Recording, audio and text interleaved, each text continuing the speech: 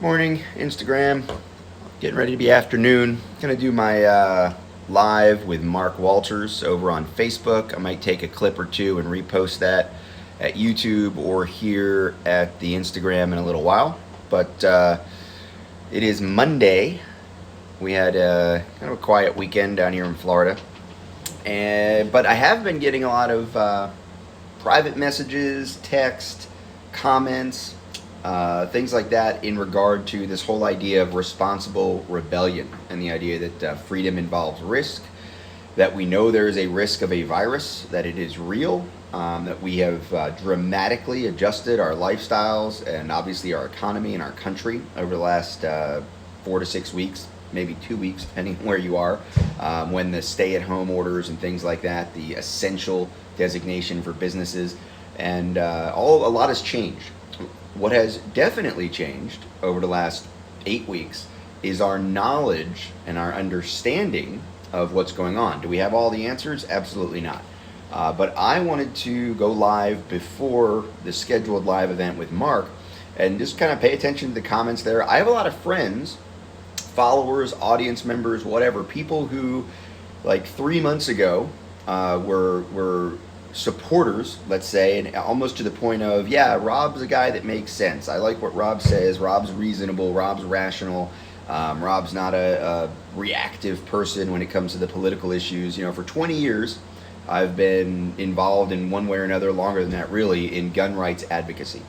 And over the last year, last 6 to 8 months especially, as we get closer to this 2020 election, with everything building up to the 2020 election, all the stuff that was going on in Virginia at the beginning of the year, we've been talking a lot about rebellion, right? And there are people inside of the gun community who are, you know, if not calling for like outright civil war, definitely hinting towards it, and some of them do it for entertainment. I get it. Like a lot of the YouTubers, a lot of the influencers, they do that stuff, and they're not out there planning insurrection by any stretch, but they entertain the concept, right? This boogaloo concept or whatever, and they don't decry it as foolish. And in most cases, most of that rhetoric is foolish.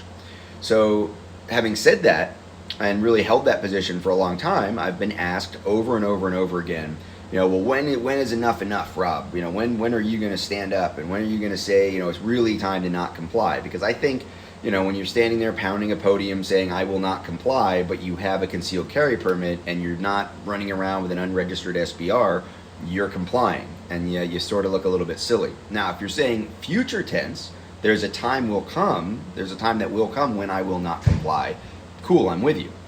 Same thing with no compromises. Well, again, if you're no compromises, if that's your marketing strategy, no compromises, but you're not telling people to not compromise like in the present, then I'm not sure what you're talking about. So I've always said that when that time comes, we'll know. You know, keep an eye. If you're worried about my opinion, or if you value my opinion, you want to know when the time comes for the outright open civil disobedience, the rebellion. When will that time come? Keep watching, I guess, right? I've always held the position that the founding fathers, right? It was just Patriots Day over the weekend, so the anniversary of that shot heard around the world in Lexington. I've always held the opinion that like the day before, the founding fathers who weren't there at Lexington would not have told you, oh yeah, it's going down tomorrow, right? The founding fathers of this country were politicians, were businessmen, were certainly advocates, were certainly rebels in a lot of different ways, but they were trying to put everything else on the table, trying to do everything other than, right, an armed war of rebellion. And I'm not calling for us to take up arms in rebellion against the COVID-19 restrictions at this point, right? I think the people that were in Michigan that got out of their cars with no masks and plate carriers and guns looked foolish, right? They increased the risk of transmission instead of reducing the risk of transmission or reasonably mitigating risks of virus transmission while just going about their lives. And that's what the responsible rebellion call is all about, right? I'm all about go back to resuming your life in whatever new normal. I'm okay with the phrase new normal because that's what this is, right? We're adjusting, we're learning to live. We've got the hand sanitizer, right? We've got the face covers, we've got social or physical distancing, whichever term you want to use. But we're also now seeing even local law enforcement step up, right? We have sheriffs around the country saying we're not enforcing these rules. We have police departments and law enforcement officers all over the country saying, don't call me because your neighbor's having a pool party. Don't call me because somebody was gathering on the street corner and drinking wine out of a bag or whatever, right? Like these aren't the things we're worried about right now. There are things to be worried about. Let's not pretend that this is a hoax. Let's not pretend that this isn't real. There are real things to be worried about. And if you're in Detroit, if you're in New Orleans, if you're in New York City, if you were in Milan a month ago, these things are more urgent. They are more of an emergency to deal with. But if you're in the Upper Peninsula of Michigan, you should not be living by the same rules as the person in Detroit just because it's politically convenient or expedient for the people that are in Lansing writing the rules, right? Same thing here in Florida, North Florida, the Panhandle, Central Florida, very, very different in almost every way from Southeast Florida, including how the areas in a population are being affected by the virus. So we know, again, let's go back to where I was at the beginning. We know more now than we did 6 weeks ago. The population has been educated about physical distancing, hand sanitation, good hygiene, cleaning facilities, reducing capacity, all of that stuff.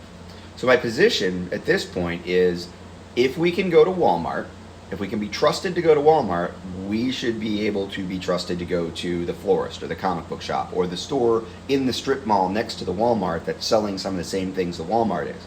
If the employees at the drive-thrus and at the convenience stores and at the checkout counters of all these places that are essential and are allowed to be open can be trusted to go to work responsibly and manage the risk, then so can everyone else. So can our IT professionals, our videographers, our florists, our dentists. In fact, when you think about it, if you look at a lot of the job descriptions that have been allowed to go back to work, right, and you see other people who, on paper, and this isn't, a attack, this isn't an insult, just on paper, a lot of the people, the professionals, the more educated people, the people that have college degrees are being told, no, you stay home. Meanwhile, let's let these other people who are working, again, like in the convenience store, thank you for working in the convenience store. I go to a lot of convenience stores. I need you to be able to do your job well. But if I'm trusting you to be like the wall between certain death from a pandemic and civilization, then I also feel like I have to be able to trust everybody else who's being told, no, your job isn't quote unquote essential, right? This is the problem. There's this hypocrisy, there's this foolishness going on, quite honestly. If this were true lockdown, if this were stay in your homes because there is something out there that will knock us all down if you leave, you can't go out, like we're giving you 24 hours, go get your food, go get your water, the National Guard will bring you cheese if you need it in a week, but right now, stay home, that'd be different, right? Because we're not there. If that's where we were, I'd be singing a different tune. But where we are is a very haphazard, lackadaisical patchwork of some of you can go to work, but some of you can't. You're essential, but you're not. I trust you to wear a mask or clean your hands or whatever it is, but I don't trust all these other people. It doesn't make any sense to me. Freedom involves risk. If we're free to go to Walmart, we should be free to go anywhere else. I'm making the choice to not do in-person training. I canceled my in-person training because of all the unknowns that we were facing back in late February, early March, right? My obligations to my business partners, obligations to students, to hosts, and having to coordinate with 50 different venues potentially, and 1,000 different students, and a dozen different supporters, business-wise supporters, partnerships inside, plus all the certified instructors we had and the guys who were instructing on the tour. It didn't make sense to try to guess where we were going to be in June back at the beginning of March. That being said, it's now the second half of April. We know a lot more about what's going on. We know a lot more about what we have to deal with. And I think that the instructors that are out there who are teaching classes with people 10, 12, 15 feet apart on an open range, who are having people use hand sanitizer, or having people wear the masks if they have to come inside to sign a waiver or whatever, who are sanitizing the pens, or having people do their own business. There are ways to run classes. If I wanted to run a class, I could run a class in a way that I believe would be responsible. Right? I'm focusing on distance education and some other projects and books and all the other stuff that I have going on, right? My business is fine. There's been some speculation like, oh, you just want, you're being greedy. You want your business to open back up. I'm fine, right? Personal Defense Network is largely the source of my personal revenue and my income and my, impact in the world and the things that I do. And that's a distance education platform. By all arguments, it actually benefits from people being on lockdown and not being allowed to go out and continue their lives, right? People our engagement's up, our numbers are up, and all that. So all that to say, like, don't try to read too much into this. Have I evolved my principles? Have I evolved my, baseline beliefs? No, not really. When you apply my baseline principles and beliefs to the current situation, it's dramatically different. The result you get is dramatically different than what you get when you ask me about something else. When you ask me about a magazine ban that I think the Supreme Court will overthrow, that I think is a temporary hiccup in the gun rights movement that's been trending in our direction for over 2 decades, I think it's a hiccup, right? Do I think it's worth marching with guns loaded and ready to fight on Trenton? Nope, I don't.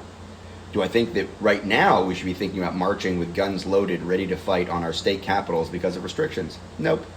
Do I think you should go gather in a group without masks especially and wave flags and protest and say freedom?